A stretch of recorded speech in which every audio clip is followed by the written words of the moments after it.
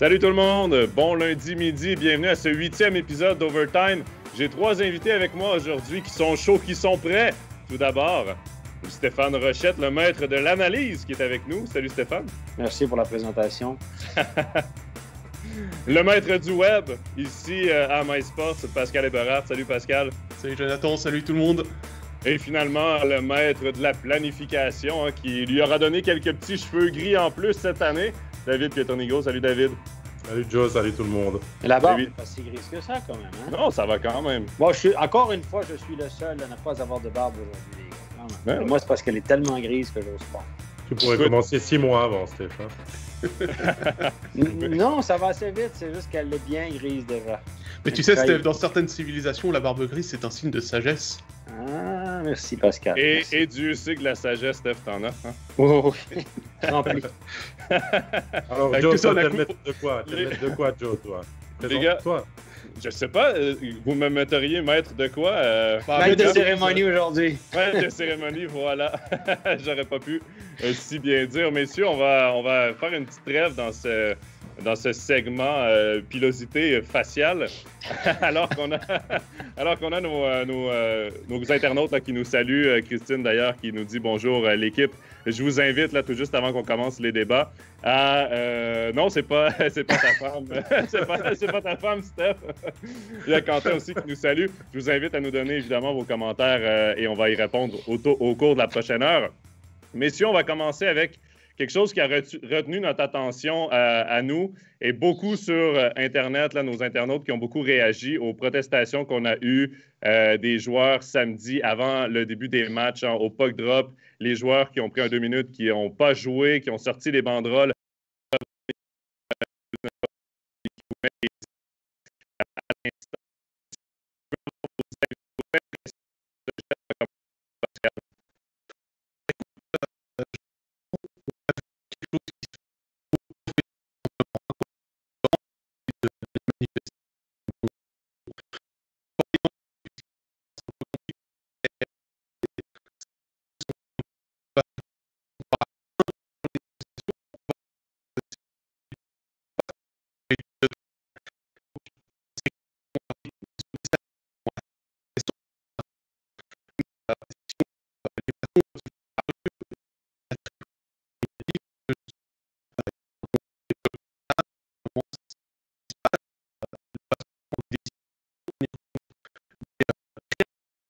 Que sont les joueurs de hockey sur glace.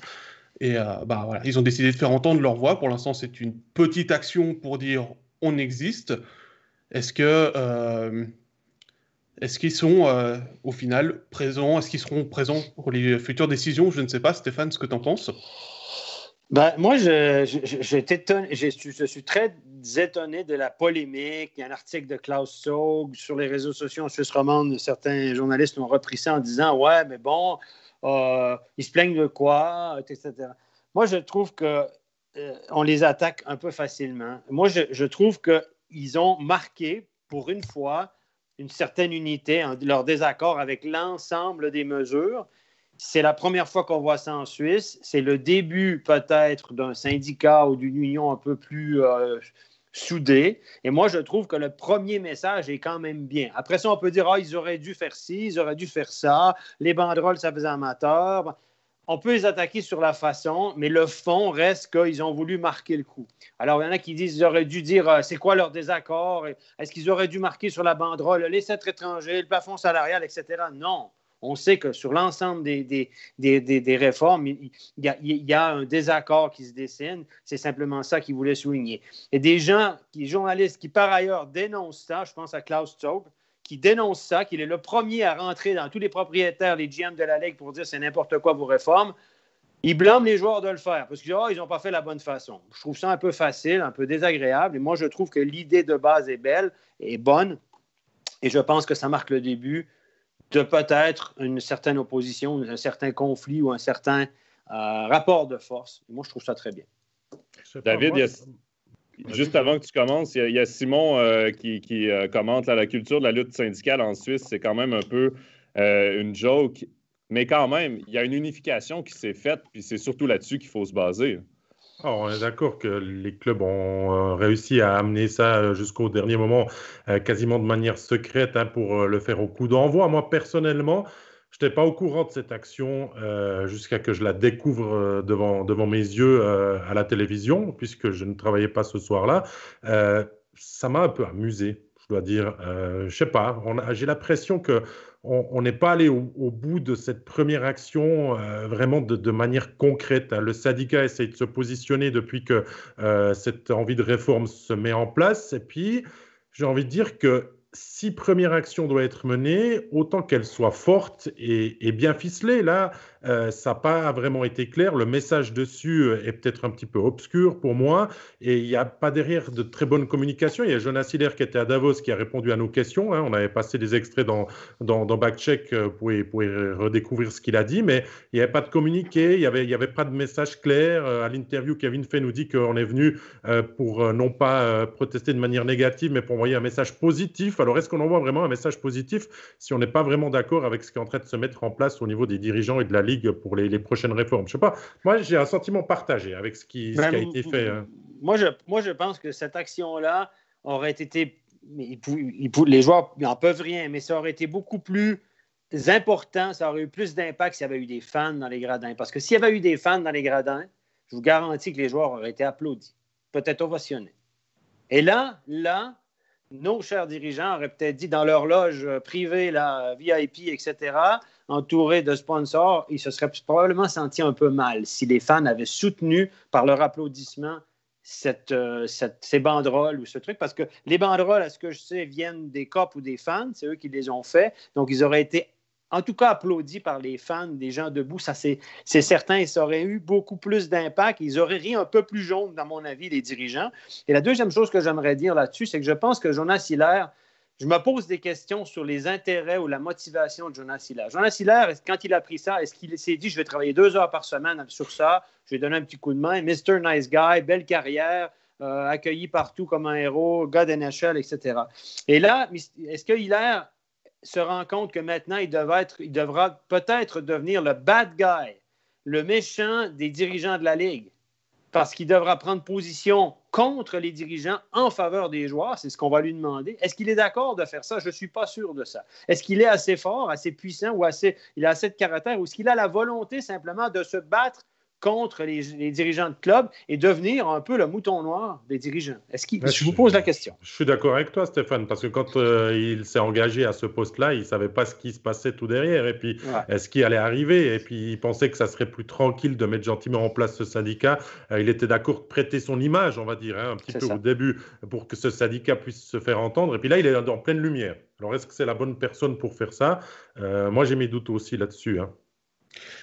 Messieurs, j'allais répondre sur ce que Pierre-Alain nous met dans les commentaires, hein. C'est par rapport à ce que Stéphane disait. Il faut déjà que les fans puissent rentrer dans les patinoires pour soutenir les actions. Voilà, mais ils n'avaient pas le choix. C'est-à-dire que s'ils attendent que les fans reviennent dans les patinoires pour faire ces actions avec le soutien des fans qui les applaudissent dans les patinoires, malheureusement, c'est quoi? C'est 2022 peut-être ou plus tard?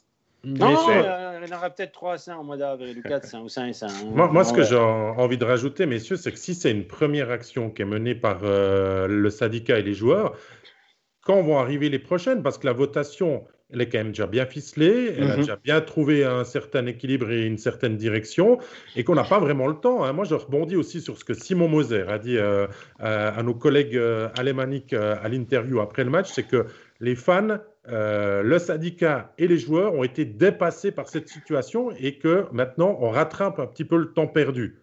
Mais on ne part pas de trop loin et de trop tard, finalement. C'est drôle, les gars. Moi, ça me fait rire qu'ils disent qu'ils sont dépassés par ça. Ça m'énerve parce que pourquoi moi, simple analyste en MySports, avec un petit peu de contact, oui, pourquoi moi je le savais en juillet que ça se dessinait? Pourquoi en juillet, il y a quelqu'un qui m'a appelé de la Ligue, il m'a dit « Steph, ça s'en vient ».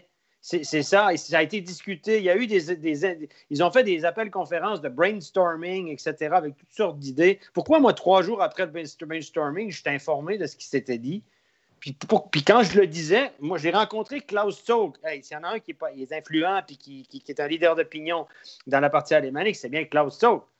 Comment ça se fait que quand j'ai rencontré Klaus Zog fin août d'un match à Langnau, un match amical à Langnau, pourquoi Klaus Zog n'était pas au courant? Pourquoi Klaus Stogg, des étrangers, j'ai jamais entendu parler de ça. L'augmentation des étrangers, j'ai jamais entendu parler de ça. Et je m'excuse, pourquoi? Mais ça avait été discuté dans des brainstorming au mois de juillet. Il ne m'a pas cru. Il s'est mis sur le téléphone tout de suite après. Les journalistes, il paraît que... Mais il y a quelqu'un qui a dormi au gaz, les gars. Parce qu'il y a vraiment quelqu'un qui a dormi au gaz. Ou des personnes qui ont dormi au gaz là-dessus. Messieurs, je vais faire un petit tour dans les commentaires. Là, il y a Vladi qui dit qu'il fallait un lâcher de puck et rentrer au vestiaire pour que le message soit clair. Mais peut-être que ce sera éventuellement une deuxième action. Peut-être que là, c'était la première. On inclut un peu les partisans avec ces bannières.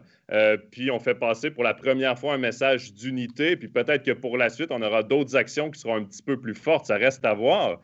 Après, Jonathan, avant que tu rendes le suivant, c'est exactement mon point de vue. C'est que maintenant, la prochaine action des joueurs, s'ils continuent à être mécontents des décisions prises, c'est de refuser de jouer.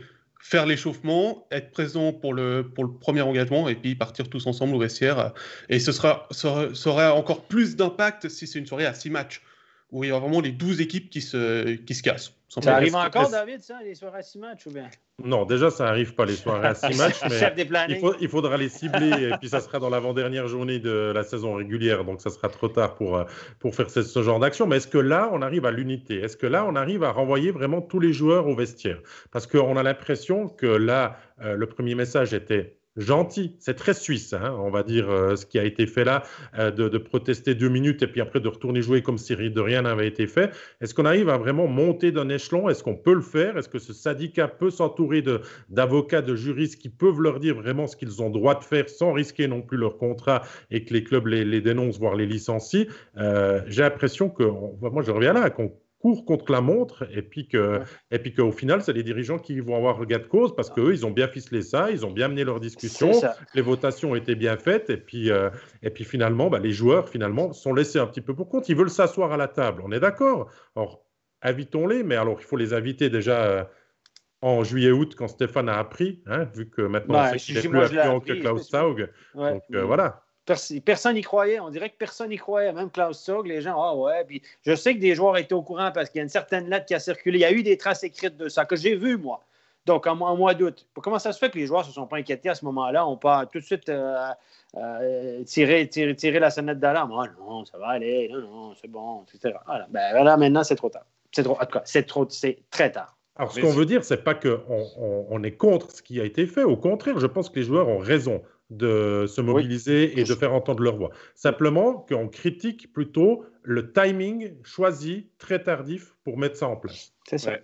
Mais il y a Sandra dans les commentaires qui nous dit « Je trouve leur action légitime en parlant de l'action des joueurs. On parle de développement dans la Ligue suisse et les clubs font l'inverse. Donc, pourquoi faire de la formation au sein d'un club? La philosophie des clubs n'est pas très vendeur de rêve pour nos jeunes. » On en a parlé de la formation, de la place des jeunes dans les équipes la semaine dernière, justement, dans Overtime. C'est délicat de leur faire des places, surtout quand tu es prétendant.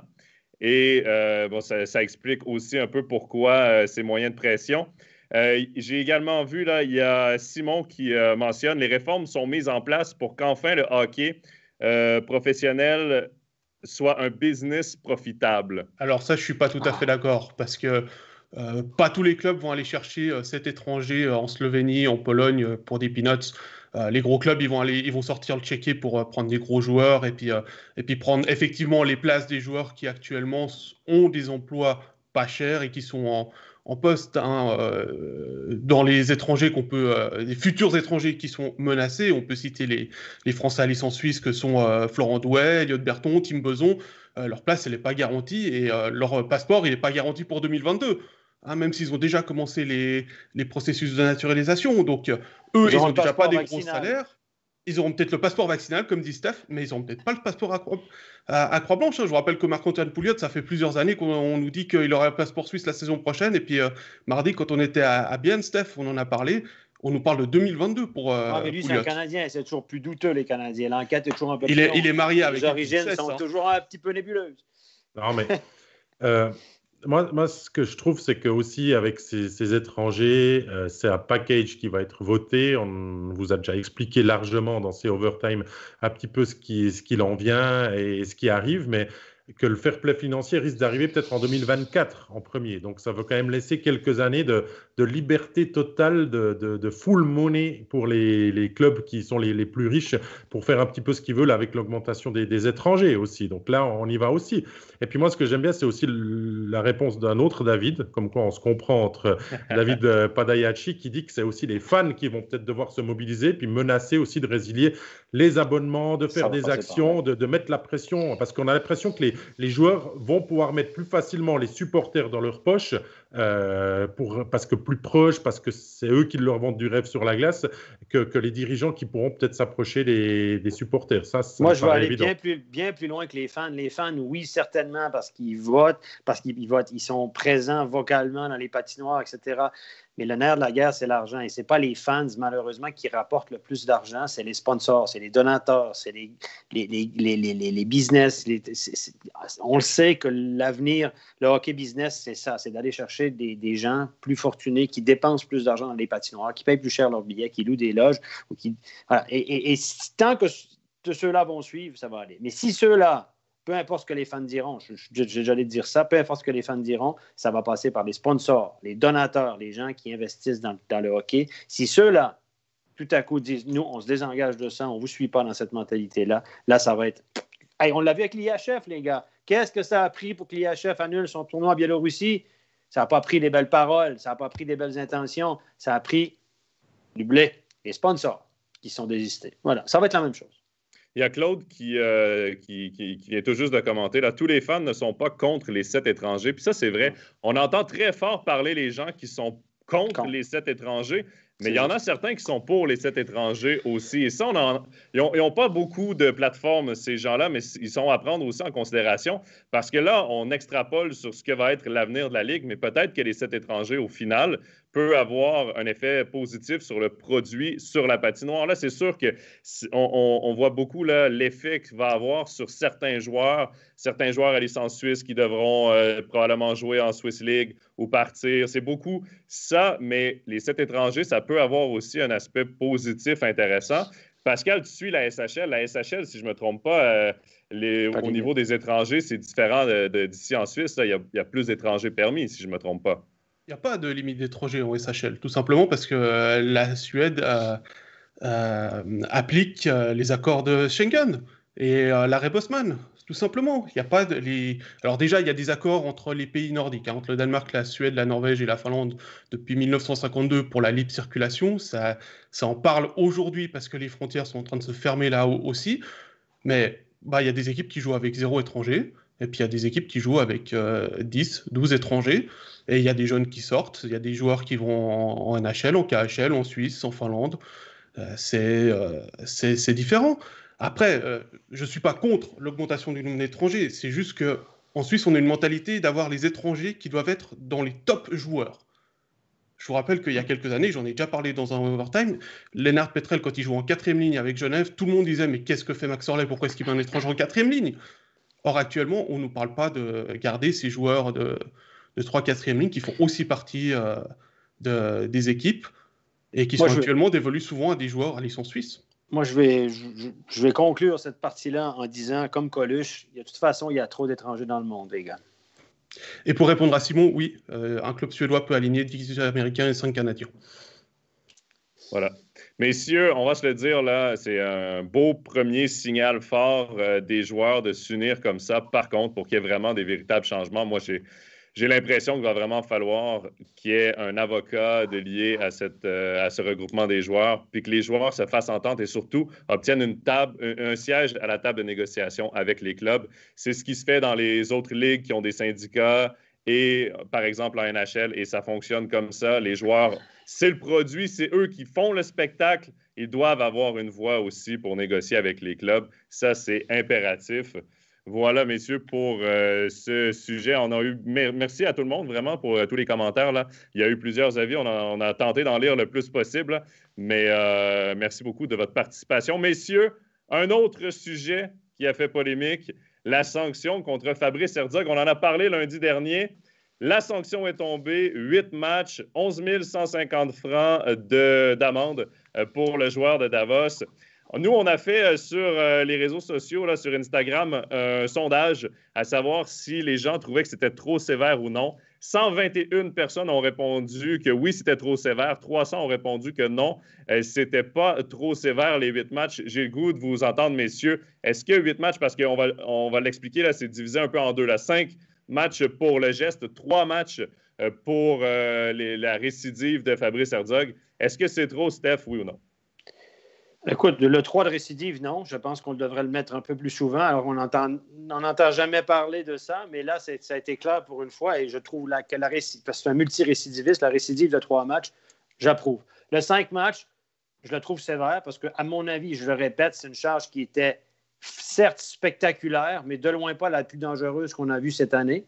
Si vous le regardez, on en a parlé samedi en avant-match, il se laisse glisser, il n'arrive pas avec beaucoup de vitesse, il ne lève pas les pieds depuis la ligne bleue, il se laisse glisser de façon sinueuse jusqu'à l'impact. Au dernier moment, oui, son geste est répréhensible et mérite une sanction parce qu'à la fin, il le chope, entre autres, contre la tête, ça c'est indéniable. Mais pour moi, il n'y a pas de coude, pas d'élévation du corps, pas d'élan. Je pense qu'en tournant derrière la cage, puisque Blum voulait donner le puck à l'ailier à l'oreille, il l'a sûrement vu dans son champ de vision. Il ne pensait peut-être pas qu'elle allait le frapper. C'est un geste répréhensible et à 5 matchs, je trouve ça sévère. 3, ça aurait suffi, mais après ça, c'est de la cosmétique, vous allez me dire. Et ce qui me dérange le plus, je le répète, c'est que lui soit sanctionné pour un geste spectaculaire qui fait « Oh, tu dirais ça à tout le monde », alors que Cadonneau sur Peterson, c'était au moins aussi pire que ça. Il n'y a même pas eu d'enquête. Et Noro sur Diem, c'était au moins aussi pire que ça, selon moi, et il n'y a pas eu d'enquête non plus. Et c'est ça qui me dérange. David, c'est pas la première fois là, qu'on voit des suspensions exemplaires cette année. Il y a eu Damien Ria, là, Fabrice Herzog. Mais par contre, j'ai l'impression que ça ne suit pas vraiment. On a l'expression au Québec, là, les babines ne suivent pas les bottines. Ben, j'ai l'impression que c'est un peu ça. On a deux beaux exemples de suspensions exemplaires, mais il y a trop de coups qui restent impunis ou difficiles à expliquer le jugement de l'arbitre là-dessus. On est entièrement d'accord. Hein. Moi, j'avais dit lundi dernier que la sanction se devait d'être exemplaire parce que le coup n'est pas joli. Il blesse Blum sérieusement. C'est surtout spectaculaire. J'ai regardé pas mal de dernières vidéos sur les charges et les sanctions qui ont débouché.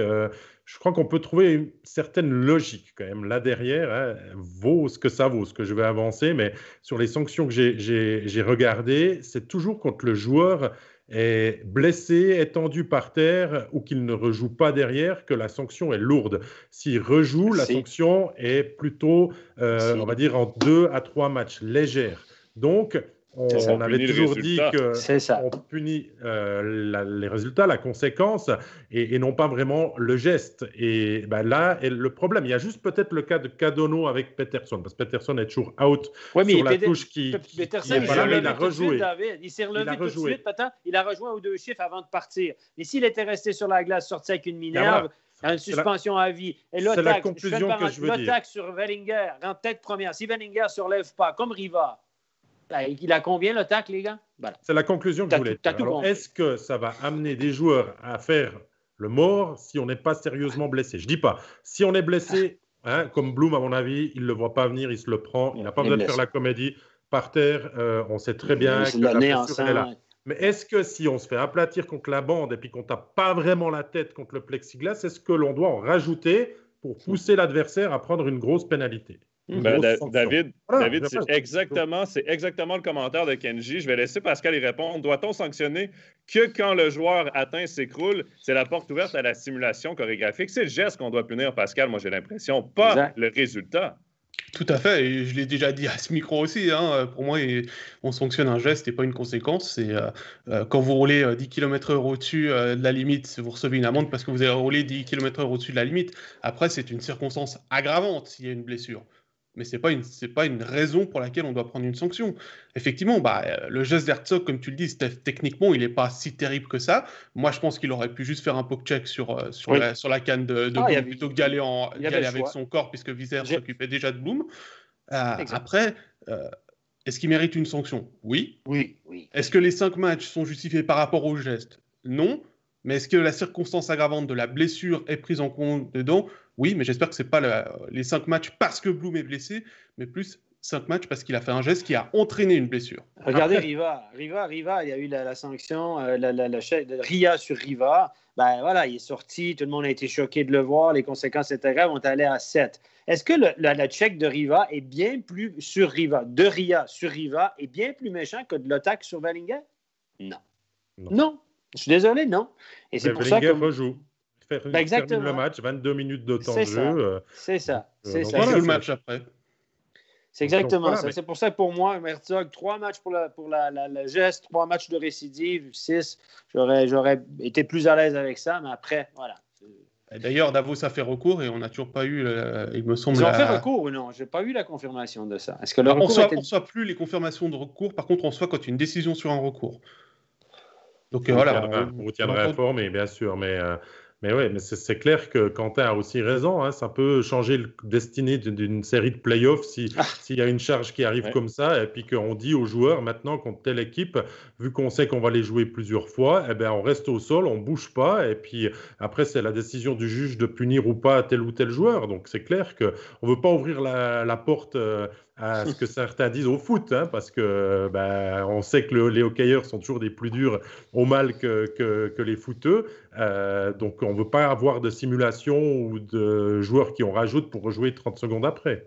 Ce sera très bien pour les finances de la National League s'ils en rajoutent, vu les sanctions que c'est pour les amendes. Mais à part ça, je suis très content qu'on arrive à des sanctions quand même assez fortes, parce que qu'on soit d'accord ou pas, hein, ça mérite le débat, on est là pour ça, on n'est pas d'accord, donc c'est encore très bien, mais je suis très content que les sanctions soient plus conséquentes cette année, parce que ça va commencer un petit peu à dissuader les joueurs d'aller faire telle ou telle charge dans telle ou telle situation, à mon avis. Le 11 000 balles est très dissuasif, à mon avis. Mais il me semble que c'est la première, d'ailleurs, excuse-moi Jonathan, il me semble que c'est la première fois depuis 5 ans qu'on a une amende de plus de 10 000 francs. Oui, et ça, pour moi, ça vient avec le 3 matchs de récidive. Si tu donnes une suspension supplémentaire pour récidiviste, donne une amende supplémentaire et une amende salée. Parce que si tu punis pour la récidive, il faut que tu sois sûr que le récidiviste ne recommence pas et ça doit être exemplaire, entre guillemets, à ce niveau-là aussi. D'ailleurs, Quentin dit moi, je suis très content que le 3 de récidive soit dit et clair. Parce que c'est bien beau de donner 8, mais d'expliquer que, écoute, le geste vaut 5, mais la récidive vaut 3, ça aussi, c'est important. Il y a Anto qui dit sanction méritée exemplaire, que ça sert d'exemple. Maintenant, à la Ligue, d'avoir une ligne de conduite, ça, c'est pas gagné. C'est pas gagné. Florian, d'ailleurs, qui en rajoute, oui, il faut vraiment que la Ligue commence à avoir une ligne de conduite claire du début à la fin, que ce soit la même pour tout le monde. On en a parlé à quel point ça a varié beaucoup depuis le début de la saison. Il y a Fabrice qui dit « Moi, je suis contre une sanction pour donner l'exemple, mais je suis pour une sanction juste. » Et ça revient un peu à tout le reste, c'est que ça doit devenir un peu le barème. Si tu donnes 5 matchs pour ce genre de coup, chaque fois que tu vois ce genre de coup, c'est 5 matchs, et quand c'est pire, c'est plus que 5 matchs. C'est un peu ça l'exemple. C'est que si tu décides d'être très sévère sur certains coups, tu dois suivre cette ligne de conduite et ça devient la norme. Steph, il y a Pierre-Alain qui demande finalement qui paye l'amende. Hein. On l'a déjà dit, mais il y a de moins en moins de clubs aussi, tu peux nous le rappeler, qui prennent à charge les amendes des joueurs. Théoriquement, les amendes sont vraiment à la charge des joueurs. Et le club peut décider de le payer pour eux. Hein. Ça reste discrétionnaire. Théoriquement, c'est une facture envoyée aux joueurs qui est déduite sur le salaire. Mais certains clubs, s'ils jugent que le geste était bon pour l'équipe, du genre un joueur qui frappe un autre, qui agresse un de tes meilleurs joueurs, et toi, tu lâches les gants puis tu te fais suspendre pour avoir protégé un coéquipier, de façon générale et très souvent, les clubs disent « OK, celle-là, on la prend pour nous parce que c'est un geste qui était bénéfique pour l'équipe. » C'est un geste d'équipe qu'on doit saluer. La sanction est voilà. Tu t'es sacrifié. Mais dans le cas Herzog, c'est Herzog qui va payer de sa poche normalement. Écoutez, je ne suis pas dans le bureau de Davos, mais je ne peux pas m'imaginer que Davos défende ça en lui payant, parce que ça, c'est la porte ouverte à n'importe quoi. À part ça, Steph, tu as souvent tes détracteurs, hein, tu le sais, il y en a certains qui te titillent un petit peu sur les réseaux sociaux. C'est bien. Mais tu as un fan aussi, c'est Quentin Delavie. Lui, alors, il veut toujours que tu pousses jusqu'à Juge Unique. Il te le redit dans le chat. Donc, je te propose, Quentin, que tu nous envoies ton adresse en message privé C'est ça. pendant l'émission. Enfin, Puis la Stéphane pétition. t'enverra une petite photo dédicacée de lui. Ouais, on a vu qu'il en avait quelques-unes à disposition, pas loin de son bureau. Jadis, dans le temps que c'était un homme zébré. Exactement. Messieurs, on prend une petite pause dans ces discussions pour aller du côté de notre coup de cœur et coup de gueule de la semaine. Et ce sera un coup de cœur aujourd'hui, et il va à la Lucernoise Lara Stalder. Elle a battu un record et s'est presque passée inaperçue. Vendredi à Stockholm, elle a battu le record de points inscrits en une saison en SDHL, la Svenska Dam Hockeyligan, ou Ligue suédoise féminine de hockey. Lara Stalder a signé un assist lors de la défaite 3-2 de son équipe Brynäs face à Djurgården. Cela a porté son total à 80 points, 30 buts et 50 assists, battant ainsi un record détenu depuis la saison 2015-2016 par l'actuelle joueuse du HC Lugano Ladies, la dano-finlandaise Michelle Karvinen. Il reste encore un match à Lara Stalder pour augmenter son total de points avant le début des playoffs la semaine prochaine. Lara Stalder est d'ailleurs candidate à sa propre succession au titre de MVP de la SDHL. La saison passée, quand il y avait encore des spectateurs dans les patinoires, elle avait reçu son trophée, un casque doré, avant un match de son club Brynäs, mais de SHL, donc des hommes, et cela devant plus de 5000 supporters qui lui avaient réservé une très belle occasion. Ce dernier point me permet donc d'adresser une petite pique à nos chers clubs de National League. Comme vous le savez peut-être, parmi les conditions pour obtenir les aides à fonds perdus, il y a la promotion du hockey chez les jeunes et du hockey féminin. Savez-vous comment j'ai appris que Lara Stalder connaissait une saison historique ? En suivant simplement le compte Twitter de Brynäs, comme je suis tous les clubs de SHL pour préparer les matchs de cette ligue. Et comme tous les clubs de SHL qui ont également une équipe féminine, Brynäs ne fait pas de distinction de publication entre hommes et femmes. Pour l'anecdote, j'ai été regarder les chiffres sur les réseaux sociaux. Le post annonçant le record de Lara sur Facebook de la page de Brynäs a eu plus de 700 réactions, celui sur Twitter 250, ce qui m'a amené à me poser 7 questions. À quand remonte la dernière fois que j'ai lu une publication originale et non une republication sur le hockey féminin de la part d'un club de National League ? Personnellement, je ne m'en souviens pas et je vous laisse y réfléchir, vous, mes 3 camarades de jeu, ainsi que dans les commentaires. En attendant, grand coup de chapeau à Lara. Elle est une des meilleures joueuses en Europe, si ce n'est la meilleure actuellement. Merci beaucoup, Pascal. Messieurs, il n'y en a pas de publication. Moi, je travaille sur le web comme Pascal, puis j'en vois jamais de publication concernant le hockey féminin en Suisse. Puis je me demande toujours, est-ce que c'est l'œuf qui vient avant la poule? Est-ce que c'est pas populaire parce qu'on n'en fait pas la promotion, ou on n'en fait pas la promotion parce qu'on juge que ça n'en vaut pas la peine? Et ça me dérange un peu parce que c'est comme le hockey, c'est comme les mouvements juniors, on doit en faire la promotion. Le hockey féminin est important aussi, on l'oublie trop souvent, mais c'est important le hockey féminin. Il y a beaucoup de jeunes femmes qui jouent et qui aspirent à avoir des carrières dans le hockey, puis ça, ben, c'est important et les clubs doivent s'y mettre aussi.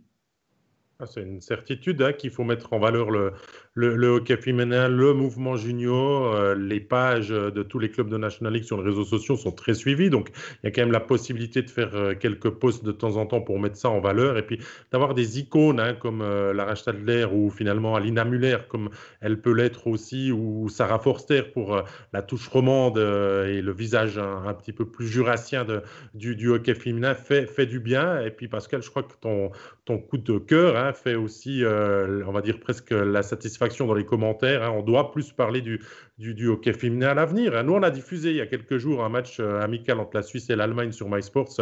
Vous avez pu le suivre. C'est vrai qu'il y a toujours la possibilité de faire plus et de faire mieux, mais ça part de la volonté de tout le monde d'essayer d'ouvrir cette brèche pour que le hockey féminin aussi puisse trouver son petit espace sous la lumière. Disons que je rajouterais encore par rapport à ce que tu dis, David, c'est parce que je vois le commentaire aussi que les médias ne parlent pas assez de hockey féminin. Tout simplement, les clubs sont devenus leurs propres médias depuis quelques années avec les réseaux sociaux et c'est aussi pour ça que c'est à eux aussi de commencer à parler de leurs propres équipes qui portent le nom. Je parlais du HC Lugano Ladies, c'est un des clubs forts en Suisse. Il y a les ZSC Lions Ladies aussi qui sont un des clubs forts. D'ailleurs, la dernière finale du championnat qu'on vous avait montré, c'était entre Zurich et Lugano. Eh bah, ouais, effectivement. On nous parle de temps en temps, on les invite avant un coup d'envoi pour les Mais féliciter, et puis c'est tout. à Lugano, par exemple, on s'est même dissocié, hein, si mes informations sont bonnes, entre le club de l'équipe première, le mouvement junior, et le hockey féminin. C'est devenu deux entités différentes. Donc, C'est pour souvent le aussi cas. trouver des moyens pour vivre, hein, pour survivre dans ce championnat, c'est aussi compliqué pour elles. Elles doivent mener des actions de petites récoltes de fonds et de tout ça. Elles ne sont pas payées. C'est quasiment du bénévolat. C'est une passion qu'elles font. Donc, ça, c'est clair que le hockey féminin vient de loin, encore de grosses batailles à mener pour avoir un petit peu plus de revendications et on va dire de reconnaissance. Et il y a Kenji qui nous dit on adore le hockey féminin. La preuve, Florence Schelling sur MySport, c'est maintenant à Berne. Ben, Florence Schelling, c'est exactement le beau modèle pour une jeune fille qui aimerait avoir une carrière dans le hockey. Et ça, on doit en avoir. Pourquoi? Le point culminant, là, c'est les Olympiques. Et si l'équipe nationale suisse féminine aux Olympiques réussit à avoir des performances incroyables, un peu comme on a vu au Canada, aux États-Unis, en Suède, ben, tu vas réussir encore plus à développer ton hockey féminin. Pourquoi? Parce que les jeunes filles vont pouvoir avoir des modèles à suivre. Et ça, ben, c'est important. Et ça passe par c'est important que les clubs s'y mettent aussi pour le développement de ces clubs-là, pour le développement du hockey féminin. Et chapeau pour ton coup de cœur, Pascal. Messieurs, on retourne du côté de la National League. Semaine occupée pour le LHC et pas seulement sur la patinoire, mais il y a un certain Peter Svoboda qui a été aussi très occupé dans les bureaux. Beaucoup de mouvements de personnel la semaine dernière. Tout d'abord, Robin Léoné qui a quitté pour Cloton. Ensuite, Peter Tchaïka qui a pris la direction d'Ambry. Et finalement, ben, on se débarrasse déjà de Corey Conacher après seulement une trentaine de matchs et le retourne du côté de Berne. Steph, quand même très occupé cette semaine. Mais moi, ce que je retiens encore, c'est bon, Conacher, c'est tel que tel. On voulait peut-être libérer de la masse. On avait peut-être un étranger en vue. Mais Peter Tchaïka, ben, c'est encore un jeune qu'on abandonne assez rapidement du côté de la zone. Oui, c'est un jeune qu'on a obtenu dans un échange qui finalement. Écoutez, c'est pas compliqué. Peter Svoboda est arrivé, a pris le bébé en route l'année dernière avec des contrats signés, etc. Et ça fait une année qu'il essaie de remodeler cette équipe selon sa vision des choses. C'est vraiment lui, le chef technique, c'est vraiment lui qui décide tout. Et il est en train de remodeler ça, de remanier le budget, mettre l'argent là où il pense qu'il faut qu'il le mette. Et c'est exactement tout ça. Depuis le début, ça fait partie d'un ensemble de décisions. Conacher, les gars, ça vous étonne? Moi, je ne suis pas étonné parce que depuis le début, ce n'est pas le joueur de Peter Svoboda. Svoboda n'aurait pas engagé Conacher s'il avait été en place. C'était signé avant son arrivée. Et il cherchait un moyen. Le fait qu'il a été mis de côté au début de l'année montre que ce n'était pas l'homme de Peter Svoboda. Il a signé un très gros contrat de 3 ans, Conacher. Hein. C'était entre Berne et Lausanne. Et Lausanne a donné le même montant, mais une année de plus. Mais finalement, il va retourner à Berne. Je pense que Conacher est content parce que lui, un ménage à 5-6 étrangers, ça ne l'intéressait pas. Qu'il n'aimait pas Lausanne, rien à voir avec ça. C'est que pour lui, il va avoir un rôle dominant à Berne.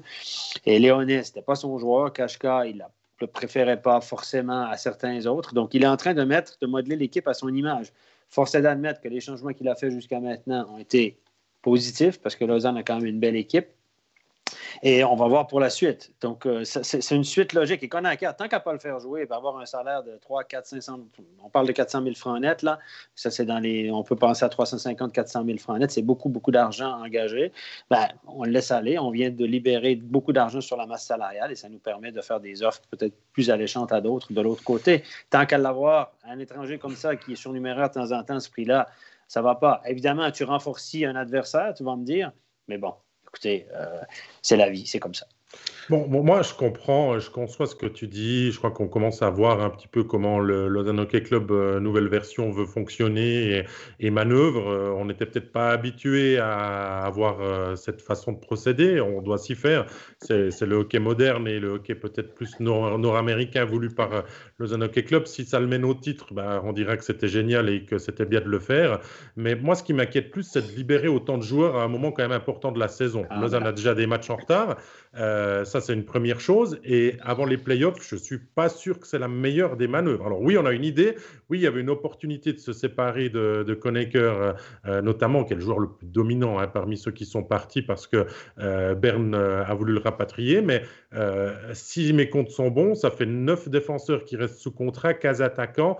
Parmi tout ça, vous allez avoir peut-être l'engagement d'un étranger d'ici demain, a-t-on appris, peut-être du côté de Lausanne Hockey Club pour remplacer Conacher. Ça fait quand même, avec les étrangers en plus, pas de grosses possibilités de laisser quand même pour de nombreux blessés au moment le plus important de la saison. Et si Lausanne reste ambitieux, eh ben, ça pourrait coincer en devant intégrer des jeunes, voire en faisant le jeu des licences B si des licences B sont signées alors. Il y en a des licences signées, oui. Disons que pour Conacher et puis Chaika dans une moindre mesure, la problématique c'est que le 15 février c'était la deadline pour les joueurs étrangers. Chaika, même s'il a une licence suisse, il est considéré par l'IHF comme un joueur tchèque. Donc ça veut dire qu'il doit être échangé avant cette deadline. Pour Léoné, je crois qu'il y avait un gros malaise entre le club et lui au niveau de l'entente entre le club et l'utilisation de Léoné. Donc voilà, c'est clair que le timing est mauvais. Il aurait peut-être pu rester quelques jours de plus. Maintenant, c'est clair que Lausanne, c'est le timing qui pose des questions. Et puis on a encore appris qu'après le match, il y a eu une grosse réunion entre les clubs, entre les Svoboda et les entraîneurs. Oui, parce qu'on attendait John Faust en entrevue, semble-t-il, et on l'attend toujours. Donc, il n'a pas été libéré pour venir en entrevue sur la glace tel qu'habitué. Donc, il y avait une réunion au sommet dans le bureau des coachs, 4 défaites consécutives. Donc, un petit peu d'inquiétude du côté de Lausanne, à mon avis, pour pas grand-chose, mais bon.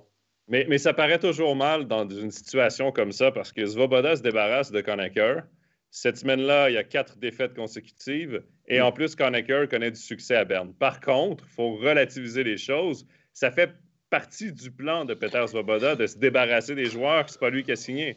Et Conacher en fait partie. C'est pour ça qu'il l'a fait. Puis c'est une question de temps parce que Lausanne revient de quarantaine aussi, ont plusieurs matchs consécutifs de jouer. Probablement qu'il y a des joueurs qui jouent, mais qui ne sont pas nécessairement à 100% non plus niveau game shape, là, niveau forme de match. Ça peut expliquer pourquoi il manque toujours quelques minutes ou un troisième but ou un but d'assurance pour Lausanne et on se fait remonter, on perd en prolongation.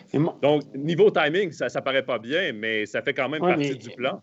Il faut quand même, tu sais, Conacher, oui, on perd Conacher, d'accord, mais Conacher, il n'a pas joué tous les matchs. C'est un excellent joueur, mais je veux dire, il y aura 4 étrangers sur la glace quand même. Conacher ou Hudon, honnêtement, je veux dire, c'est pas comme si vous perdiez Joël Genasi demain matin, un joueur suisse ou Berchi ou un joueur suisse d'Impact qui partait. Ça, c'est une perte sèche parce qu'il n'est plus là. Il ne sera pas remplacé par un autre joueur. Mais on ne peut en aligner que 4. Donc, c'est juste qu'ils font un choix définitif entre les étrangers à disposition. Puis Conacher, on ne l'aligne plus à partir de maintenant. Ça revient au même. C'est pour ça que je dis, est-ce que c'est vraiment une perte? Non, parce qu'il est remplacé par un autre joueur, peut-être d'une valeur équivalente. Hudon, Conacher, entre les deux, je ne sais pas qui prendre.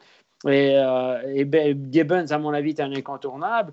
Donc, on veut peut-être tourner avec 2 étrangers en arrière, avec Barberio, qui a soi-disant des problèmes d'épaule, qui ne voudrait pas se faire opérer. Voilà.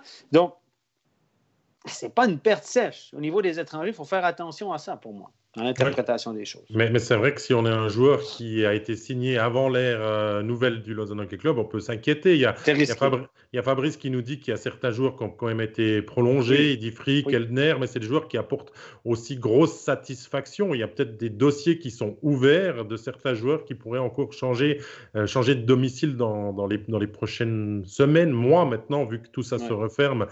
Cet été, ça pourrait encore bien bouger pour façonner le Lausanne Hockey Club encore plus à l'image des nouveaux dirigeants.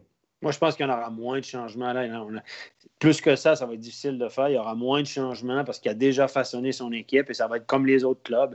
Il y a 3, 4, 5 joueurs qui vont changer d'adresse arrivée comme une année normale, à mon avis, à partir de maintenant. C'est mon avis. Messieurs, avec tous ces mouvements de personnel, moi, j'ai peut-être une question qui me vient en tête.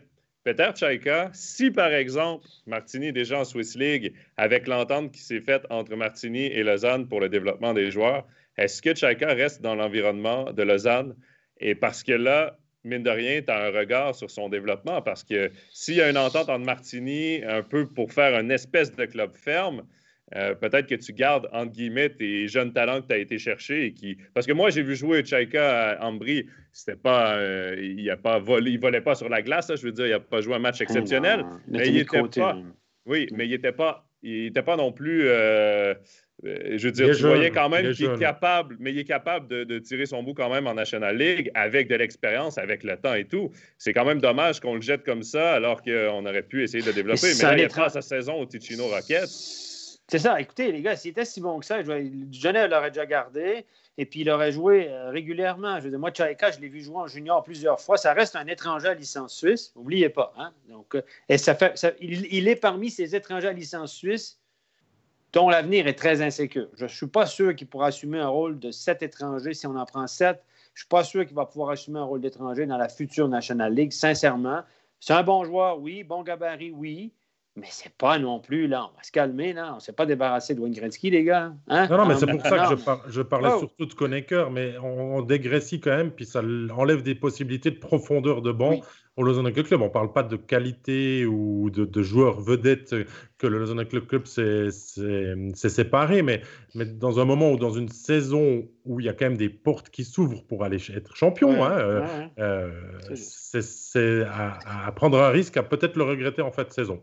Parce que tu perds un joueur, mine de rien, que quand tu as besoin et tu le montes, il est National League ready, entre guillemets. Il est prêt à avoir un rôle qui ne sera pas sur les 2 premiers trios, mais quand même, il remplit une chaise. Alors que là, sinon, tu montes des jeunes, tu les fais jouer 3 minutes, 2 minutes, seulement si tu as l'avance. C'est pas la même chose que ce que Chaika peut amener s'il y a des blessés. Et d'un autre côté, je ne suis pas sûr en fait que Lausanne voulait réellement avoir Chaika dans l'échange. J'ai l'impression que c'est plutôt Genève qui a dit on fait l'échange, mais vous le prenez. Donc je ne suis pas sûr en fait que Lausanne comptait sur lui, même pour boucher les trous. D'ailleurs, il a été appelé que très tardivement cette saison pour jouer des matchs en National League et pour jouer ces 2 matchs de National League avec Lausanne. On l'a laissé, on a fait passer des jeunes avant lui au niveau du LHC. Donc finalement, c'est pas... Dans le milieu, on appelle ça un throw-in. Un throw-in, ça veut dire qu'on l'a acheté dans le truc à la fin, puis voilà.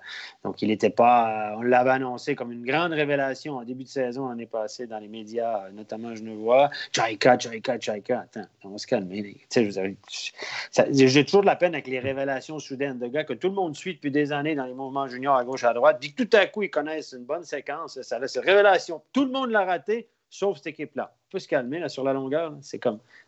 Il avait connu 3 bons matchs de préparation. On se calme, exactement. Et moi, je vous rappellerai que moi, il était un grand buteur dans les matchs amicaux, les gars. Hein? Il est revenu au naturel. C'est revenu un gars qui n'est pas un gros shoot, qui n'est pas buteur, mais qui complète bien trio parce qu'il a un bon sens du jeu. Il est revenu au naturel. C'est comme ça. Les gars, ce serait intéressant cette semaine de voir qui le LHC ajoutera comme étranger parce que ça devrait être annoncé dans les prochains jours. On a reçu des questions hier sur notre publication d'annonce d'Overtime d'aujourd'hui. Il y a Nicolas qui nous a demandé « Bonjour, messieurs. Au regard de la série en cours du LHC, pensez-vous que c'est un passage à vide, donc temporaire, ou révélateur d'un vrai problème de fond? Merci pour votre réponse. » David, tu dis non? David dit non à quoi? À quelle partie de la question? À tout. Il laisse couper très vite la tête. Non, moi je dis non que ce n'est pas un révélateur de la baisse des résultats et de forme du Lausanne Hockey Club qui reste sur 4 défaites, 3 en prolongation, au-delà du temps supplémentaire et une 2-1 à Bienne.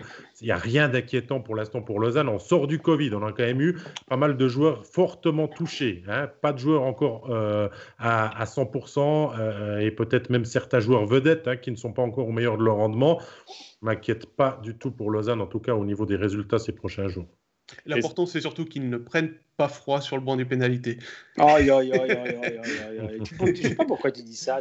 Je sais pas non plus. Tu peux nous raconter, va au-delà, pour les gens qui ne nous suivaient pas en studio samedi, va au-delà de tes histoires. Ça, c'est un insight. Ouais, on va l'expliquer celle-là.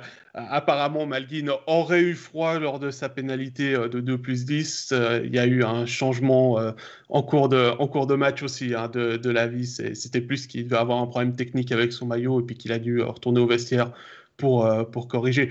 Non, après, on en a parlé mardi, Stéphane, on était à Bienne les deux pour commenter. C'est vrai qu'on a trouvé les joueurs du Lausanne HC très fatigués au premier tiers. Donc, c'était même pas encore l'accumulation des matchs. Voilà. McTavish l'a dit en entrevue, on oublie le match à Bienne, on revenait de COVID, les gars n'étaient pas en forme, c'était catastrophique, il l'a dit. Mais il a dit, en avant-match samedi, il a dit, on a quand même été mal payés sur les 2 matchs suivants. Contre Lugano, ils n'ont pas joué un si mauvais match que ça, j'étais sur place. Et contre Berne, bon, c'est quoi qu'à la fin, on a accordé trop de buts.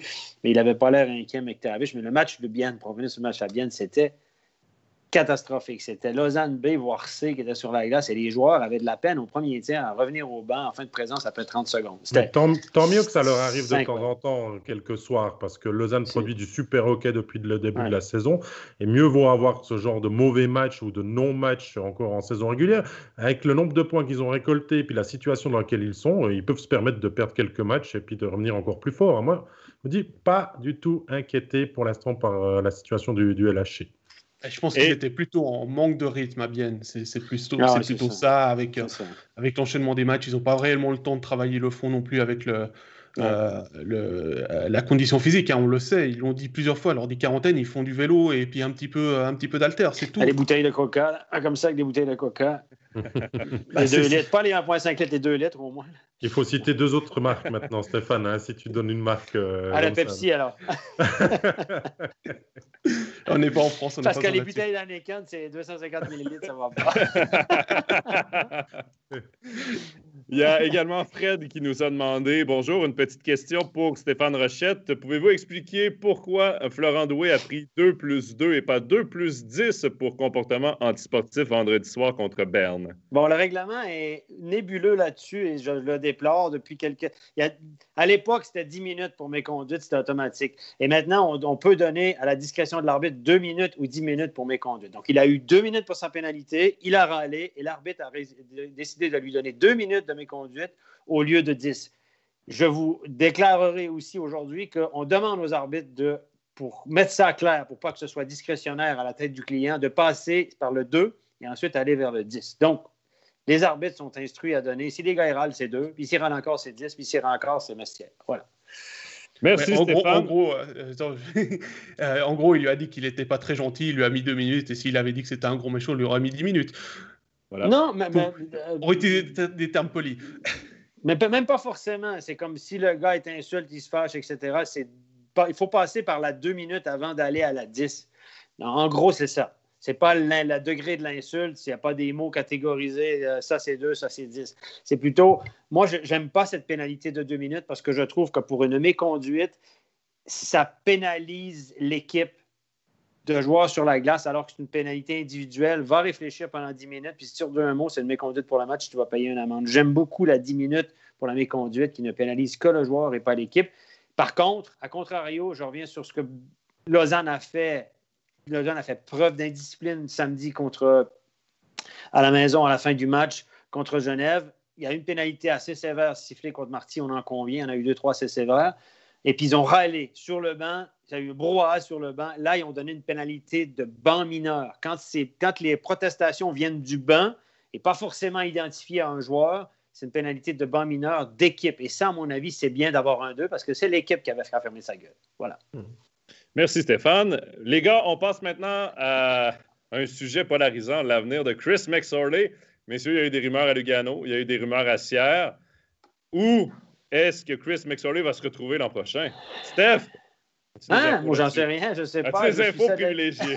Mais c'est toi, notre sorcier à la boule de cristal. La boule de cristal me dit qu'il va se retrouver quelque part, mais on ne sait pas. Écoutez, c'est le sujet de ma chronique de demain, les fameuses rumeurs, j'en parle un peu, mais celle-là, c'est la plus facile des rumeurs à lancer. Si vous annoncez Chris McSorley, partout il y a un poste disponible, et sur tous les projets de nouvelles patinoires, avec tous les nouveaux investisseurs, vous êtes à peu près, vous serez repris par tous les médias officiels et vous allez passer pour un champion de la rumeur et du scoop. Facile. C'est forcément que ça va passer par Chris McSorley. C'est vrai que Chris McSorley a rencontré Lugano parmi d'autres candidats. Ce qui est dommage, c'est que les coachs en place n'avaient pas été avisés de la rencontre avec Chris McSorley, alors que ça aurait été simple de leur dire, voilà, les gars, on est à la recherche on est dans la prospection pour l'année prochaine d'entraîneurs. Vous faites partie des candidats, mais sachez que j'ai rencontré, c'est comme ça que ça se passe. Sachez que j'ai rencontré d'autres candidats. Ce problème, c'est que ça a sorti avant que Nat Dominichelli ait informé le staff d'entraîneurs à Lugano qu'ils avaient eu des contacts avec McSorley. Alors, qui parle? Voilà, c'est rien de fait à Lugano, ça a mes infos. Pas plus qu'à Sierre.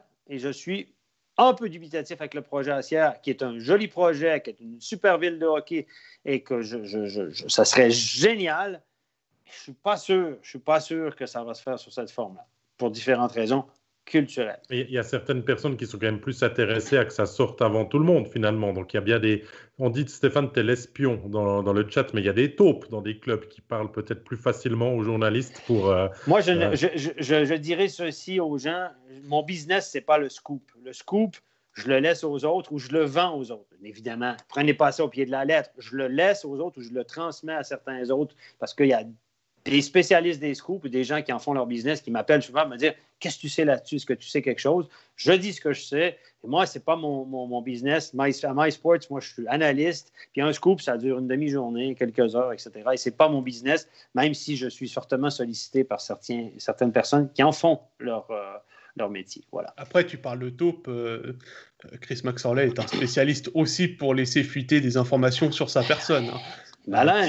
Qui a donné l'information sur la discussion de Dominique Elie et Max Sorley à Lugano? Je ne sais pas, mais peut-être même que c'est lui qui a parlé à un journaliste, qui en a parlé à un autre, qui a fait remonter l'information et qui prend un petit peu Serge Pelletier de court. Moi, ce qui me dérange, c'est que pour l'instant, Serge Pelletier, il a du succès depuis décembre 2019. Il fait du bon boulot. On n'attend pas qu'il y ait des tensions entre le club entre le coach et les joueurs. Est-ce qu'il y aurait des prétentions salariales de Serge qui sont trop élevées pour Dominique Elie? Je pense pas, parce que Chris McSorley, c'est comme un entraîneur qui est assez cher aussi. Moi, je vous pose la question. Vous êtes Dominique Elie. David, tu es Dominique Elie.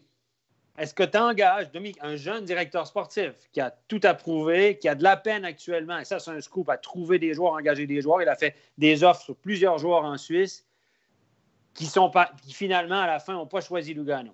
Donc, c'est compliqué pour lui actuellement de signer des joueurs. Vous avez bien entendu, à Lugano, on a de la peine à signer des joueurs maintenant parce que financièrement, c'est plus forcément ce que c'était. Est-ce que vous rentrez dans la maison un entraîneur comme Chris McSorley avec une aussi forte personnalité, avec un réseau de contacts et les qualités de directeur sportif qu'on lui connaît? Est-ce que vous engagez un gars comme ça si vous êtes Dominique Elie? Je vous pose la question. Non.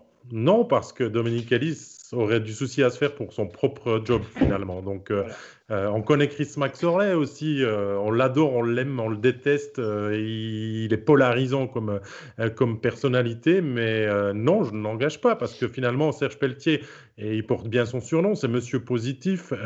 Il fait son job, il coach l'équipe, il a du succès, mais il ne fait pas de vagues. Lui, il ne veut pas d'embrouille là-dessus. Avec Chris, forcément qu'il y aurait... pas forcément que d'aller chercher le poste de Dominique Elie, mais il y aurait des frictions. Alors peut-être qu'à Lugano, on adorerait ça parce que le mot calme à Lugano, on n'aime pas les tifosi, tout ça. Dans la cour, ils sont chauds bouillants et tout ça, mais je ne suis pas sûr que c'est un mariage qui serait nécessaire. Et moi, ce qui me dérange pour revenir à Max Sorley, et je pense que ça le dessert plus qu'autre chose, c'est qu'à force de l'annoncer à gauche, à droite, au milieu, là-haut, ici, là-bas, je ne suis pas sûr que ça serve à son image et puis que ça soit très flatteur finalement d'être annoncé tout le temps, tout partout. Peut-être que Chris McSorley sera sur son canapé la saison prochaine en train de regarder MySports pour essayer de voir où un job pourrait se faire parce qu'il n'en aura pas eu un d'ici l'été. Et puis, les gars, est-ce que je vous pose la question, Joe, ton opinion là-dessus, est-ce que le fait que Lugano cumule des victoires, connaît une grosse et meilleure équipe des 10 derniers matchs dans cette ligue-là, est-ce que c'est pas embêtant pour Dominique Elie? Est-ce que le timing est pas un peu mauvais d'annoncer que tu cherches un coach alors que le staff en place fait un sacré job avec une équipe qui est un peu comme à Fribourg? C'est une équipe qui, à mon avis, équivalente à Fribourg, connaît les mêmes succès cette saison que Fribourg. Très mauvais. Comment tu veux expliquer que tu changes ton staff d'entraîneur alors que tu es en position pour te qualifier dans le top 6 pour les playoffs, alors que tu connais des moments très intéressants? Parce que quand la rumeur a sorti pour McSorley à Lugano, qui avait rencontré les dirigeants et tout, déjà, Lugano était au cœur d'une bonne séquence. On se ramenait dans le top de la Ligue. Et depuis, ça n'a pas arrêté. Donc, comment tu veux justifier ça? Parce que même si ça peut être une décision personnelle, un feeling, tu veux absolument ce coach-là, il faut quand même que tu expliques pourquoi tu vires un entraîneur qui a du succès. Et ça va être très difficile à expliquer. Puis moi, personnellement, je vois mal un Chris McSorley prendre un job de simple entraîneur-chef. Et je dis simple entraîneur-chef simplement parce que Chris McSorley, c'est un homme qui emmenait très, très large à Genève et qui, à un moment donné, a laissé le poste d'entraîneur-chef pour celui de directeur sportif. Pourquoi? Parce que c'est toi qui as la vision du club, c'est toi qui l'amènes où tu veux qu'il soit et tu prends toutes les décisions comme directeur sportif. Je le vois mal recevoir des ordres.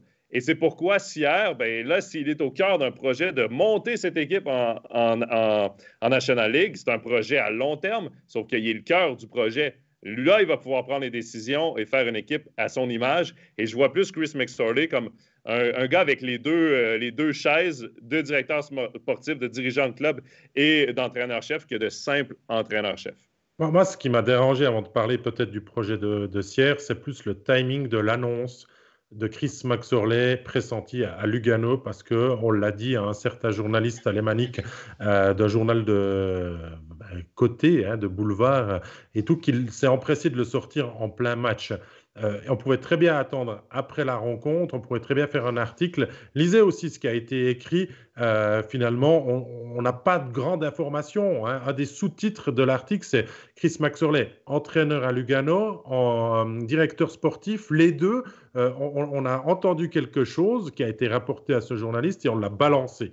Alors, moi, j'ai toujours envie de mettre en lumière le travail de journaliste qui doit être un travail de recherche, d'information aussi avant de pouvoir balancer ce genre de rumeurs. Oui, il sera candidat. Et je pense que Lugano a bien raison d'aller le sonder et tout ça. Mais ça ne sera certainement pas le seul et c'est peut-être pas lui qui aura le job. Ce journal-là en question ou ce média, c'est que sur les réseaux sociaux, ça en vient en Suisse romande, messieurs. Hein? Donc, il faudra s'attendre à ce genre de scoop un peu houleux ou des grandes déclarations, des trucs l'année prochaine de la part du Blick, on peut le nommer. Hein? C'est le Blick qui s'en vient en Suisse romande en français, version francophone. Ça ne dessert pas notre métier. Ça ne dessert pas. Ça ne le met pas en valeur si on commence à lancer des rumeurs un petit peu à gauche, à droite, sans avoir de vérification. C'est les clics. On veut faire des clips, des scoops, des points d'interrogation, des si, des raies, des mettons. On a entendu. Ça fait des clics, les gars. C'est juste comme ça que ça fonctionne. Messieurs, il y a Fabrice dans le chat qui dit « On voit partout McSorley, mais moi, je ne le vois pas quitter l'arc lémanique. » Quand évidemment, il a tellement été associé longtemps à Genève que c'est difficile de l'imaginer ailleurs.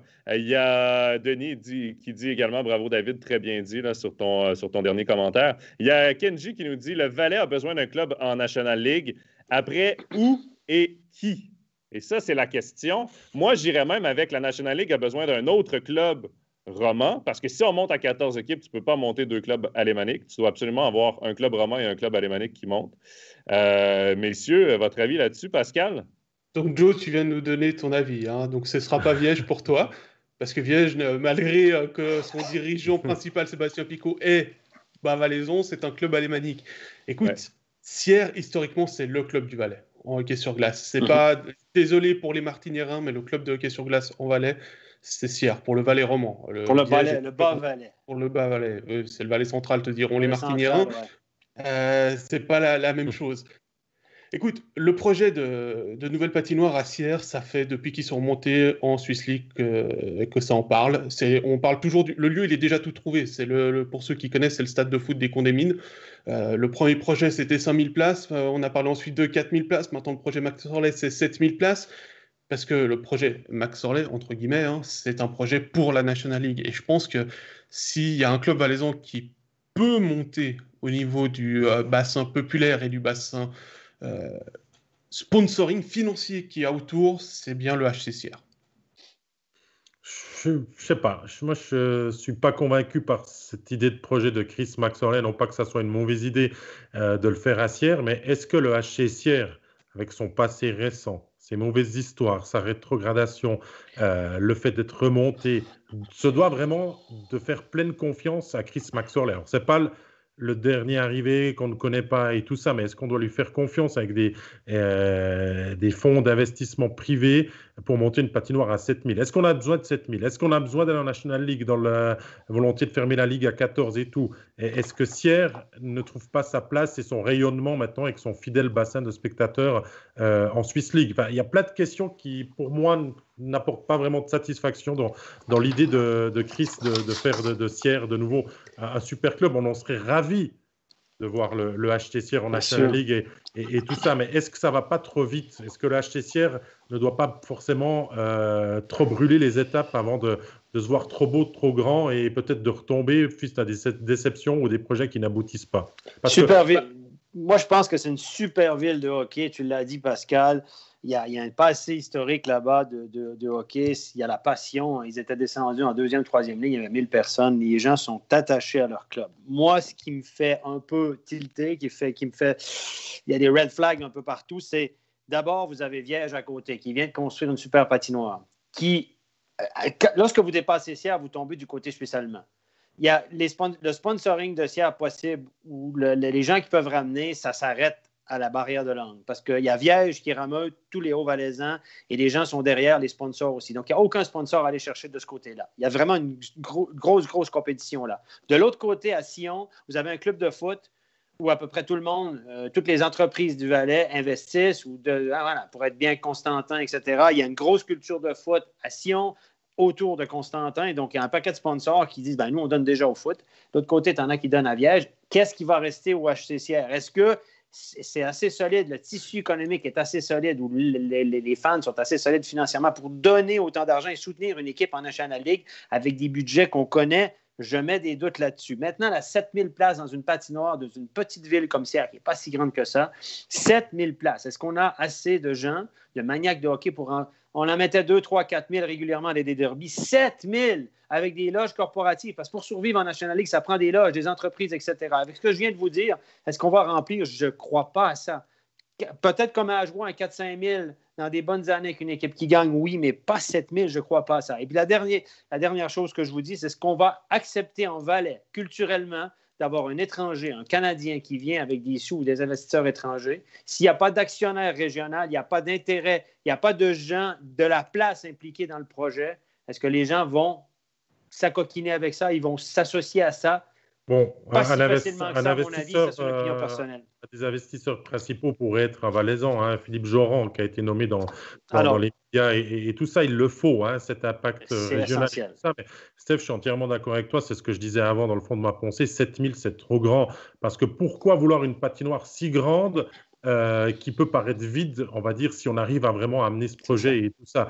Et c'est vrai que si ni Viège, ni Sierre ne montent en National League et qu'on ferme la Ligue et que Martigny arrive en Swiss League, ça va aussi bouchonner niveau à un moment donné, il y a des moyens limités. Sponsoring et tout ça entre 3 clubs dans la même région aussi. Hein, est-ce qu'on va décider aussi au niveau culturel qu'on va accepter que Chris McSorley, un Canadien reconnu, connu, vienne être le chef d'orchestre d'un projet dans une région qui n'est pas la sienne? S'il est reconnu et connu à Genève et respecté, à Sierre, est-ce qu'on va accepter que McSorley vienne dire « Voilà, c'est comme ça que ça se passe ». Je ne suis pas sûr de ça culturellement, que les Valaisans vont accepter si facilement que ça. Vous avez vu l'association, le Farm Team avec Sierre. Ça a marché au début, on s'en est servi pour monter. Mais maintenant, c'est nous qu'on décide. Ça dépend. Chris, Steph, il aime le vin blanc puis la raclette? Pour ça, il va être extraordinaire. Il préfère le rouge. Il préfère le rouge, mais il y a des très bons rouges en Valais aussi. Extraordinaire. Mais voilà, une chose qu'on peut souhaiter, les gars, c'est qu'il y ait une équipe de National League en Valais pour la couverture médiatique, pour la répartition géographique. Est-ce que ce sera Viège ou Sierre? Pour l'instant, Viège un peu d'avance avec la patinoire qui est déjà construite. Mais après, il y a toujours un problème. Excuse-moi, Jonathan. Évoqué dans les commentaires, il me semble, c'est Elodie qui en a parlé, c'est de faire un HC Valais. Ça ne marchera pas. Ça aurait fait, c'est plus, encore plus un serpent de mer qu'une nouvelle patinoire à Sierre. Au niveau des mouvements juniors, ça fait 10 ans qu'on nous annonce des associations au niveau des mouvements juniors. Puis à chaque année, on nous annonce une nouvelle association qui change chaque année avec les ramifications. Maintenant, c'est Martigny qui est mis de côté. L'autre année, c'était l'autre. C'est compliqué. Après, ce qu'on peut voir, parce que tu parles des associations juniors, ça fait quand même bien 5 ans que Sierre et Viège collaborent pour avoir des équipes en élite. Si, ça c'est vrai. Donc, et il me semble qu'elles sont basées à Sierre, si je ne dis pas de bêtises, j'ai pas eu le temps d'aller vérifier. D'une année à l'autre, ça change. Il y a une équipe là, puis une équipe là. La top équipe est. On a fait des progrès quand même. On a fait des progrès. On va dans la meilleure direction, mais on voit que ça prend du temps. De toute façon, ce sera activant. Mais ce sera intéressant à suivre, messieurs. Évidemment, on s'attend à ce que Cloton puisse monter un jour ou l'autre. Le deuxième club, c'est le point d'interrogation. Il y a Florian dans les commentaires qui dit qu'il y a encore Ajoie à ne pas oublier.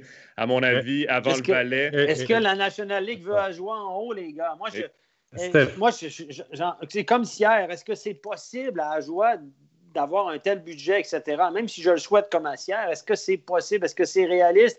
Est-ce que la Ligue souhaite vraiment avoir Ajoie en National League? Moi, je réponds non. La Ligue, au niveau de la Ligue, non. La Ligue, non, mais moi, je suis désolé, je suis très content. Est-ce que c'est ton cœur ou ta raison? Alors, je suis très content qu'il y ait plusieurs candidats cette année qui ont posé des dossiers. Il y a 4 clubs en tout cas qui sont reconnus. C'est Cloton, c'est Viège, Ajoie et Holton qui peuvent être candidats à monter. Et je suis très content. Je n'ai pas forcément envie que ce ne soit pas Cloton, mais ça va faire de beaux playoffs. Ça va encore pimenter plus ça parce qu'il y a vraiment la grosse chance cette année de monter sans faire ce barrage de promotion-relégation. Et Cloton ne l'a de loin pas encore gagné. On le voit avec les résultats dans la saison de Swiss League qu'on suit. Il y aura un studio d'ailleurs ce soir dans le derby de l'Arc Jurassien qu'on vous retransmet et tout ça. N'hésitez pas à le suivre, mais ça va encore donner du piment. Et Cloton, vous dites, tout le monde les annonce déjà en haut. S'ils y vont, c'est logique, ils ont l'effectif pour, ils avaient les moyens et tout ça. Mais si ça n'arrive pas, je vous dis que ça sera la belle histoire de la saison. Mais en fait, si je peux traduire tes propos un peu plus grossiers, ça ferait plaisir à tout le monde en Suisse romande parce que ça ferait chier la Ligue avec leur projet de Cloton si Ajoie montait. Hein? Ça les embêterait, mais on serait content un peu de dire vous avez tellement préparé Cloton en dessous de la table, les gars, puis tout fait pour que ce soit Cloton en disant l'année prochaine, il n'y aura pas de relégation, etc. Votre bébé, c'est Cloton. Si on vous emmerdait avec Ajoie, on serait content. Holton Viège, c'est très alémanique aussi, mais c'est vrai qu'ils ont préparé leur dossier et que Viège se verrait bien de jouer tout en haut et puis de fermer la Ligue après et d'y rester. Je peux vous dire que dans les discussions que la direction de Viège a avec les joueurs engagés et les entraîneurs, il y a toujours le « si on est en Liga ». Si on est en National League, c'est une option. Comment? Je ne sais pas, mais c'est une option. Mais moi, je vous dis que les joueurs, dirigeants, entraîneurs de Cloton, quand les playoffs vont commencer, ils vont avoir ces pressions sur les épaules. Ah, c'est clair. La Ligue aussi. La Ligue va vraiment être... moi, non, je n'irai pas plus loin. Moi, j'aimerais juste. Parce que la dernière fois que j'étais un peu plus loin, c'est parti en live. J'aimerais juste rajouter un truc par rapport à. Il apprend. À ça, on a parlé du bassin économique pour Sierre où tout le monde a un petit peu des doutes. Ajoie aussi. Chaux-de-Fonds aurait les reins solides, mais pas les infrastructures. Et puis, par rapport à Cloton, moi, il y a un truc qui me dérange. C'est que Cloton, s'ils ont été relégués, c'est parce qu'ils ont eu une perte de moyens. Pourquoi? Parce que Zug est monté en puissance. Il y a Rapperswil pas loin qui est remonté en puissance. Il y a Zurich. Cloton, c'est la banlieue pour les sponsors. C'est la Cambrousse. Ils ont déjà eu des problèmes. Les problèmes vont venir. Hein? Mais là, ils ont un gros budget. C'est monstrueux le budget qu'ils ont en Ligue B. Mais je suis désolé, mais ils auront les mêmes problèmes demain. Hein? Ça va revenir. C'est une super place. Moi, j'avais énormément de plaisir à la Cloton, patinoire et tout. J'ai une belle petite culture de hockey, etc. Mais ça reste un petit bassin et c'est le petit pousset. C'est le petit bébé de Zurich. On a longtemps épongé les dettes gracieusement, on va dire. Il y avait une grosse compagnie aérienne derrière. Simon le dit dans les commentaires. Il y avait Swissair derrière. C'était le club de Swissair, Cloton. Et quand les grosses années de Cloton, quand ils ont gagné les 4 titres consécutifs, c'est parce que Swissair mettait de l'argent. Je vous rappelle, David, qui allait à Cloton, quand il y avait encore le chef de presse vaudois, c'était un ancien de Swissair. Après, il y a eu Guédoul. Voilà. Et ensuite, il y a eu Guédoul, et là, il n'y a plus personne qui a suivi. Puis n'oubliez pas les liens de Cloton. Pourquoi on veut sauver Cloton? Il y a Peter Lutti, qui était directeur de la fédération, qui était mon patron à l'époque quand j'arbitrais. Après ça, qui est un gars de Cloton, qui est toujours impliqué par derrière à Cloton, qui est à tous les matchs, etc., qui est un gars, Mathias Birner, qui était le comptable de la fédération, qui est parti comptable à Cloton, qui a laissé, bref, c'est une histoire de famille. Hein. On veut monter Cloton parce qu'il y a des liens, puis c'est une équipe, une glorieuse équipe. C'est pas au Fribourgeois que je vais dire ça. J'aimerais répondre à Hugo aussi. Est-ce que Viège aura l'effectif pour jouer en National League? Non. Clairement non, mais comme la Ligue ne va pas reléguer quelqu'un cette année ni la saison prochaine, il n'y a aucun risque. Il n'y a aucun risque. Allez, tentez votre chance de monter et puis de boucler un budget petit mais correct pour pouvoir militer. Et après, sur 2 saisons, on peut déjà faire plus de mouvements et amener à stabiliser l'équipe aussi. Moi, les gars, j'ai une autre question. Vite, changement de sujet. Je ne sais pas si tu as un autre sujet après. Oui, j'en ai un dernier. Vite, on ne fera pas long. Qui sera le prochain directeur sportif à Davos? Semble-t-il qu'il y a 12 candidats. Il y en a 2-3 qui étaient à la montagne, il paraît, hier, en train de faire du ski avec Robin Leblanc, là, au faire du pot de phoque. C'est ceux qui sont sur Instagram, suivez Robin Leblanc, consultant chez nous. Il était avec les frères Von Arx, notamment, à la montagne hier. Mais il y a 12 candidats à Davos. Mais qui sera le candidat final pour être directeur sportif? On parle de Jan Alston. Vous y croyez? Est-ce que Chris a un chalet dans les Grisons? Son nom n'est pas sorti encore. Non, c'est vrai que c'est un des endroits où il n'a pas été envoyé. Bon, faut dire qu'il est il est très cul et chemise avec Arnaud Delcourteau et puis qu'on veut tourner la page Delcourteau. Ah non, il est toujours. Regarde le repas d'équipe qu'on a fait avec. Mais qui sera le prochain directeur sportif? Un des frères Von Arx?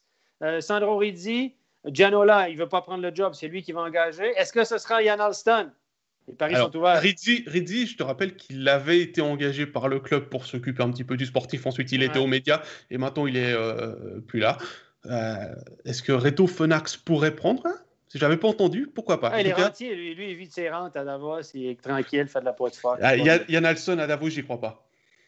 J'y crois moyen aussi. J'y crois moyen. Moi, je pense plutôt qu'on va garder un ancien du cru. OK, ben moi, j'y crois, les gars. Voilà. Je sais pas pourquoi, mon petit doigt me dit que... Messieurs, c'est enregistré. On y reviendra quand l'annonce sera faite. On peut écouter. J'ai dit que j'y crois. J'y crois, c'est une réelle possibilité, à mon avis. Et c'est tant mieux. Ouais. Pour terminer tout ça, messieurs, on a beaucoup parlé de Swiss League. Évidemment, là, il y a Vladi qui demande, et David, tu pourras répondre. MySports, est-ce qu'on va diffuser les playoffs en Swiss League rapidement? Bien sûr, on va les diffuser. On ne peut pas passer à côté des meilleurs moments de la saison. On diffusera dès les quarts de finale, dès le match 1, toujours 2 matchs.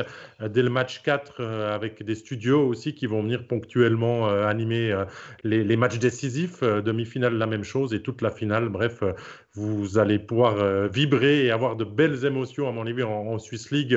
C'est vrai qu'il y a eu un petit peu moins dans la saison, mais c'est pour garder le meilleur pour la fin.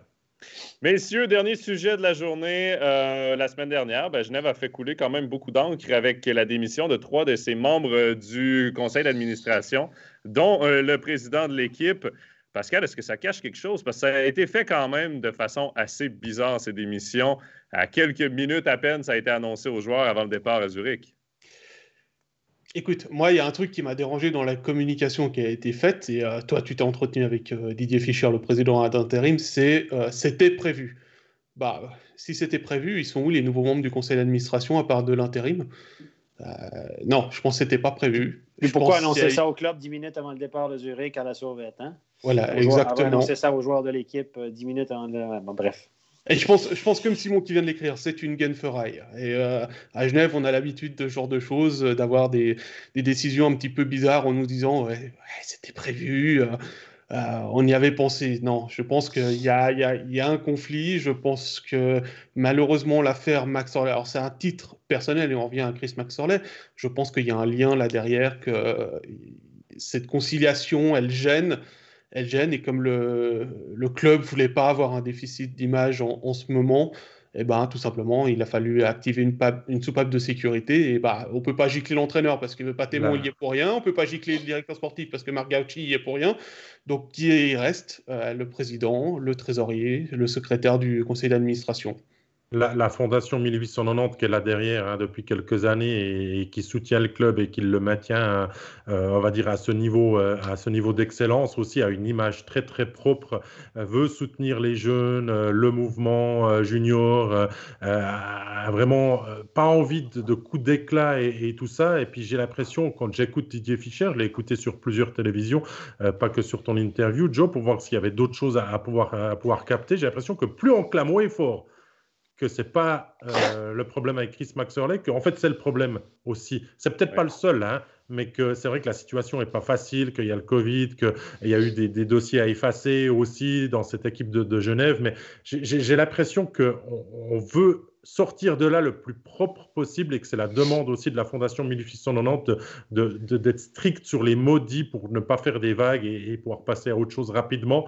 Sauf que finalement, ça fait quand même un petit peu l'effet d'une bombe, comme ça a été annoncé quand même. Il y avait peut-être l'éventuelle arrivée d'un futur ancien du LHC dans les parages qui était au centre éventuellement de la discorde, qui serait au centre d'une discorde qui aurait peut-être précipité le départ du clan Strawson ou du team Strawson. Donc voilà, donc j'en parle dans ma chronique demain, si jamais dans la section rumeurs. Ce sera et Steph qui nous fait du mardi teasing matin. comme d'habitude. Non, mais messieurs, pour clore ce sujet, j'ai eu un bon entretien quand même avec Didier Fischer, mais j'avais quand même l'impression de me retrouver devant un pompier qui éteint des feux plus qu'autre chose. Les réponses, oui, étaient belles, oui, étaient longues, il a été très généreux, mais j'ai l'impression qu'on n'était pas allé au fond, que j'avais pas vraiment la vérité sur tout ce qui se cachait. J'ai entendu, comme Stéphane, certaines infos justement sur ce qui se cache un peu derrière. Et parfaitement d'accord avec toi, David, plus on clame haut et fort que ça n'a rien à voir avec McSorley, c'est peut-être que ça a à voir avec ça. Messieurs, avant de vous quitter, il reste une réponse, une question sans réponse que Pierre-Alain nous a dit. Stéphane, le coup de coude de Gibbons devrait-il être sanctionné? Écoutez, oui, il est responsable. Les joueurs sont responsables. Même si tu fais un geste accidentel avec ta canne, tu es responsable de ta canne. Si tu donnes un coup de genou accidentel, c'est comme ça. Et on a vu un joueur cette année pénalisé dans un match typiquement où le puck longeait la bande. Il a voulu le prendre, puis en le levant, il lève sa canne comme ça parce qu'il est trop près du puck. Le coude est allé directement au visage de son adversaire. 2 minutes. Alors, quand vous mettez la coude directement au visage de l'adversaire, vous êtes responsable de votre geste. Vous êtes responsable théoriquement de vos coudes. Voilà. Même s'il ne faut pas trop lever le coude. Hein? Donc, voilà. Merci beaucoup, l'heure, Stéphane. Non, oui, clairement, oui, il est responsable. L'arbitre n'a pas à juger de l'intention d'un geste ou non. Est-ce que Herzog avait l'intention de blesser Blum? Je ne pense pas. Il l'a blessé. Voilà. Merci beaucoup, Stéphane. C'est là-dessus qu'on va... Attends, Joe, attends. Vas-y. Non, on est fini. L'émission est finie. C'est overtime, le nom de l'émission. Mais là, c'est tir de barrage. C'est des prolongations maintenant, ça serait dommage. Mais comme tu finis avec ces explications, Steph, je dois rappeler que les gens qui veulent une photo dédicacée de toi, ils peuvent nous écrire et puis tu les enverras. Puis quand le Covid sera passé, on pourra organiser une journée où tu pourras rencontrer tes fans si jamais il n'y a pas de problème. Voilà. Le mot est dit. On va être occupé au web. On va recevoir beaucoup de courriels sûrement pour ces photos dédicacées. Stéphane Rochette, David Pietronigro, Pascal Eberhardt, merci beaucoup pour cet overtime. 8e épisode. Évidemment, on vous donne le rendez-vous ce soir sur MySports One. Il y a Studio Swiss League dès 19h25. Un match entre Ajoie et la Chaux-de-Fonds. D'ailleurs, Stéphane, tu dois prendre la route pour te rendre parce que tu commentes ce match. Merci également à tous les internautes qui sont allés de nombreux commentaires. Merci également d'avoir été au rendez-vous. Et surtout, à la semaine prochaine pour un 9e épisode d'Overtime. Bye-bye. Ciao.